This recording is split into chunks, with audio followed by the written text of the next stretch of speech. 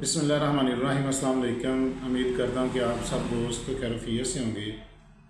आज मैं सोच रहा था कि किस मौजू पर आपसे गुफ्तगू की जाए, तो इसी नीयत से मैंने किताब खोली और किताब में से मुझे एक बड़ा अच्छा टॉपिक मिला कि बच्चे को कब तक दूध पिलाना चाहिए, यानी कि माँ को अपने बच्चे को कितने अरसे के लिए फीडिंग करवानी चाहिए। तो इसका सब लोग जानते हैं कि 2 साल होता है, ये शरई हुक्म भी है और तिब्बी नुक्ता नज़र से भी बड़ा इम्पोर्टेंट है। लेकिन इसके अंदर एक दो प्रॉब्लम्स आती हैं कि कुछ जो माएँ होती हैं वो दूध पिलाना पसंद नहीं करती, यानी कि वो वर्किंग लेडीज़ होती हैं या उनका कोई प्रोफेशन होता है, या वो अपने बॉडी फिगर्स को ठीक रखने के लिए अपने नस्वानी हुस्न को दुरुस्त हालत में बरकरार रखने के लिए दूध पिलाने से अवॉइड करती हैं। तो ये उनकी सेहत के लिए भी बड़ा जो है वो नुकसानदेह साबित होता है। आपने देखा कि जो ब्रेस्ट कैंसर है उसकी भी रेशो जो है वो बढ़ चुकी है, और उसकी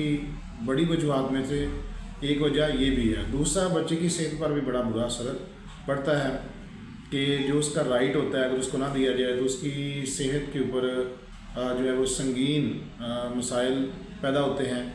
और ऐसे बच्चे जो अपनी माँ का दूध 2 साल तक नहीं पीते, उनकी सेहत भी कमज़ोर होती है और वो लंबी उम्र भी नहीं पाते।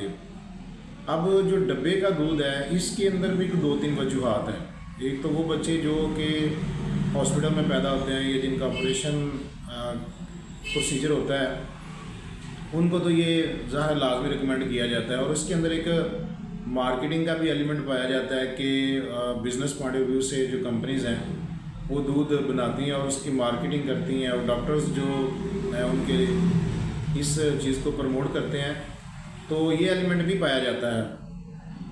लेकिन अगर हम देखें कि अगर कोई भी जो फितरी असूल है या कानून फितरत है, अगर हम उसको तोड़ेंगे तो उसके खतरनाक नतीजे हैं हमारे सामने आएंगे, जो कि इस वक्त हम देख रहे हैं।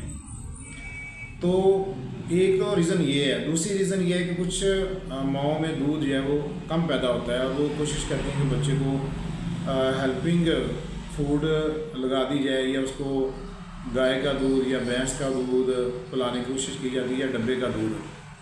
तो इससे बेहतर है कि जो माँ है उसके दूध को बढ़ाने की कोशिश की जाए, ताकि वो जो नेचुरल एक प्रोसेस है उसके थ्रू ही बच्चा जो है फीड करे, तो ये उसके लिए ज़्यादा फ़ायदेमंद होगा। तो इसके लिए 2 बड़ी अच्छी चीज़ें मैं देख रहा था कि एक तो जो है वो सौंफ है और दूसरा तुख्म मूली है, यानी कि मूली का तुख्म बहुत सस्ता है, ईज़िली ये पंसारी की दुकान